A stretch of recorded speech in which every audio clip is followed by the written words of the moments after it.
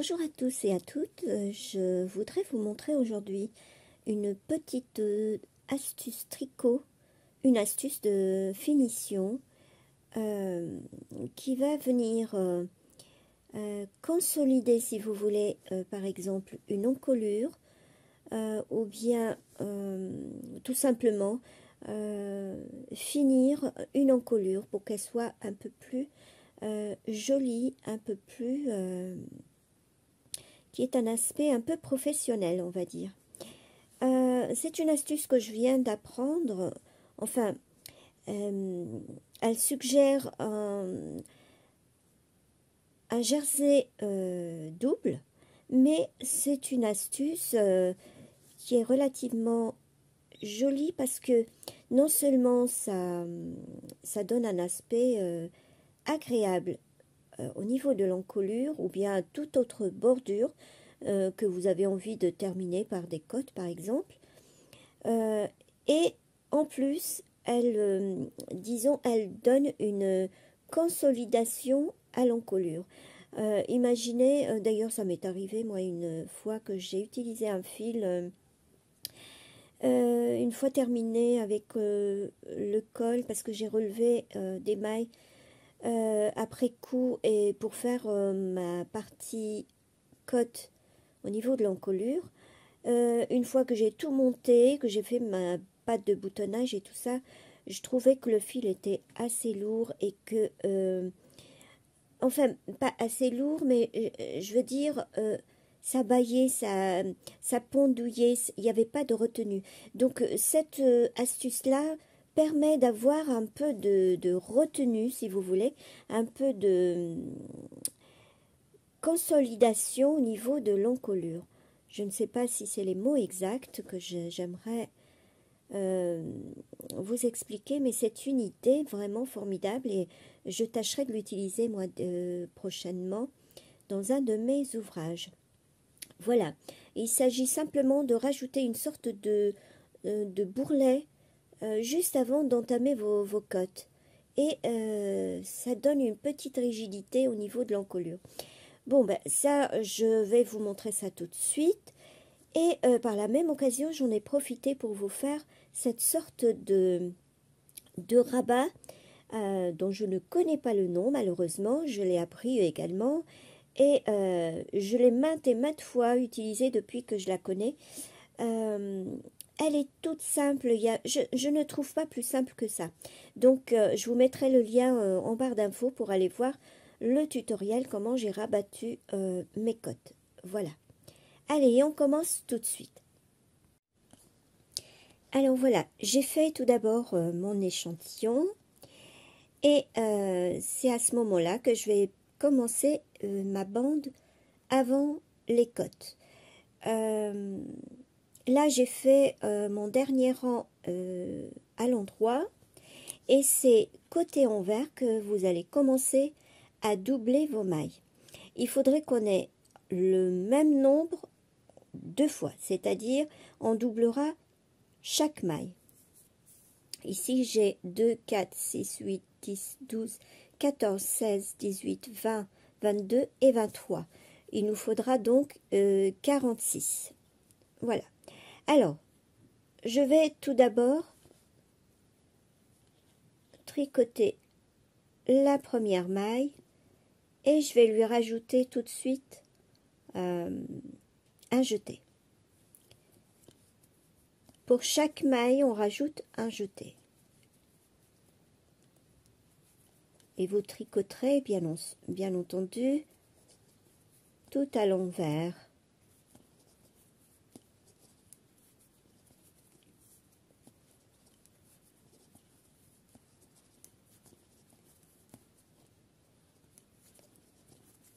Voilà.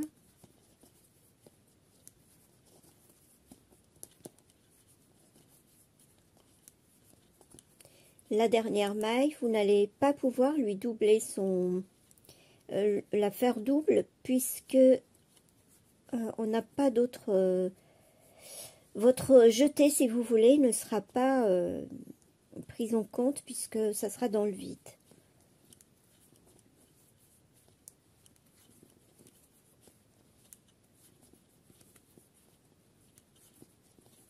Voilà. Et là, ma dernière maille qui est là. Donc là, non, en principe, vous allez avoir 45 mailles et non pas 46.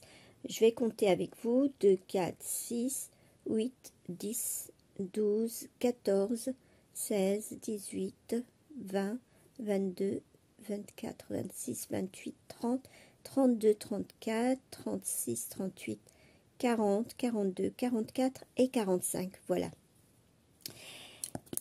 À partir de là, eh bien, vous allez commencer à tricoter en jersey double.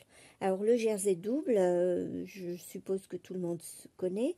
Il suffit de tricoter une maille à l'endroit et vous allez mettre votre fil devant le travail et passer votre maille suivante à l'envers comme si vous allez la tricoter. Et vous remettez le fil de l'autre côté pour pouvoir tricoter la suivante à l'endroit. Et ainsi de suite. Vous remettez le fil devant, vous glissez la maille comme si vous la tricotez à l'envers et vous remettez le fil de l'autre côté. Voilà. Tac, tac, tac. Et une maille envers. Tac, tac, tac. Une maille envers. Et ainsi de suite. Voilà.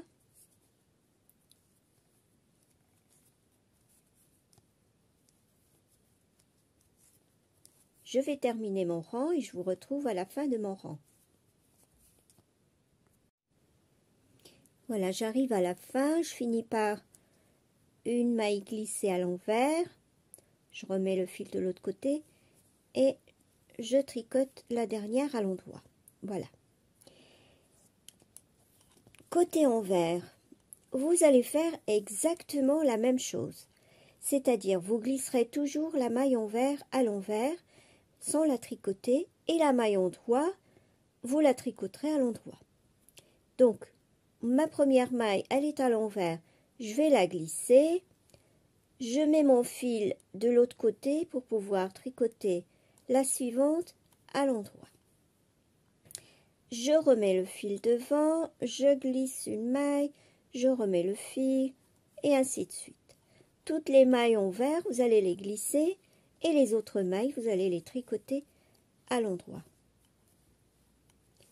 Faites attention de ne pas vous tromper parce que si vous vous trompez sur une maille, vous glissez par exemple la maille endroit au lieu que ce soit la maille envers et vous tricotez la maille envers, ça va se voir.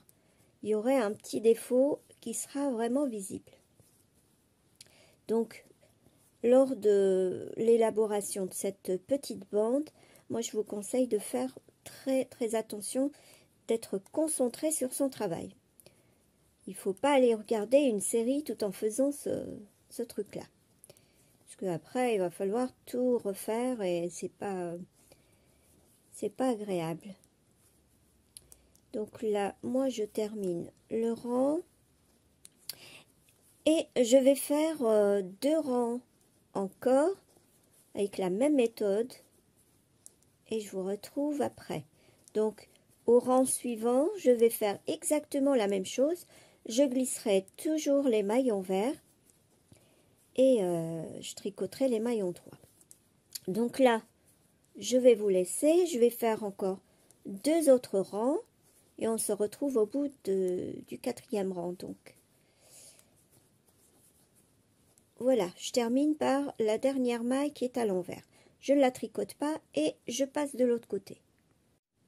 Alors, juste pour vous montrer, cette maille-là qu'on a glissée, côté devant, donc on va venir la tricoter à l'endroit. Et je glisse la suivante qui est à l'envers. Allez, je vous laisse poursuivre et je vous retrouve à la fin de mon 4e rang. Alors, voici ce que ça fait. Donc, j'ai terminé les rangs qui sont prévus pour cette bande-là. Maintenant, il va falloir réduire le même nombre que nous avons ajouté au départ. Donc là, je vais tout simplement... Alors, vous pouvez faire un rang endroit, comme vous êtes côté endroit, en tricotant toutes les mailles 2 par 2 à l'endroit, mais moi j'ai envie de faire une petite démarcation avant de commencer mes côtes. Donc là, je vais tricoter toutes mes mailles à l'envers 2 par 2. Donc je vais commencer par ces deux-là et je fais une maille envers. Toutes les mailles, vous allez les tricoter 2 par 2. Il vous restera une maille qui sera tricotée toute seule à la fin, mais ça c'était prévu puisque quand on avait doublé la dernière maille, rappelez-vous, on ne l'a pas doublée. Voilà. Alors, je vais terminer le rang et je vous retrouve. Voilà, comme je vous avais dit, on va tricoter à la fin 2 mailles ensemble et il restera une maille que vous allez tricoter toute seule à l'envers. Voici ce que ça fait pour délimiter vos côtes. Et là, au rang suivant, vous allez commencer normalement vos côtes. Je vais faire des côtes normales, des côtes banales, pas de torse ni quoi que ce soit. Donc là, je vais commencer par une maille envers. Et je fais des côtes normales.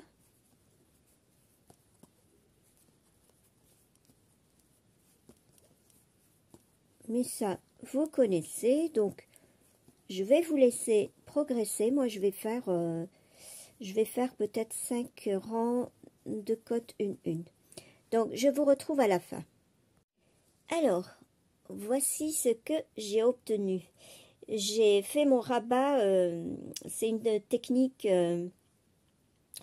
dont j'en ai profité pour faire un tutoriel. Je vous mettrai le lien en barre d'infos pour aller voir ça, comment j'ai rabattu d'une façon vraiment très facile. Regardez ce que ça fait.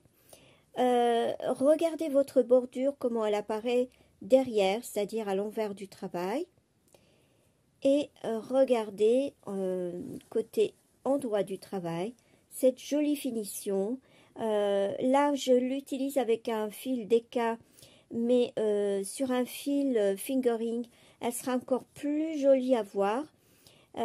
Ou du moins, si vous utilisez, parce que là, j'ai utilisé des aiguilles 4,5 avec un fil DK. Donc, si vous utilisez des aiguilles plus fines, cette bande-là, elle sera encore plus serrée. Elle maintiendra mieux que ça votre encolure. Voilà. J'espère que ce tutoriel vous aura plu. Mettez-moi des pouces en l'air si vous êtes content de cet effet. Et puis, je vous dis à très bientôt. Bisous.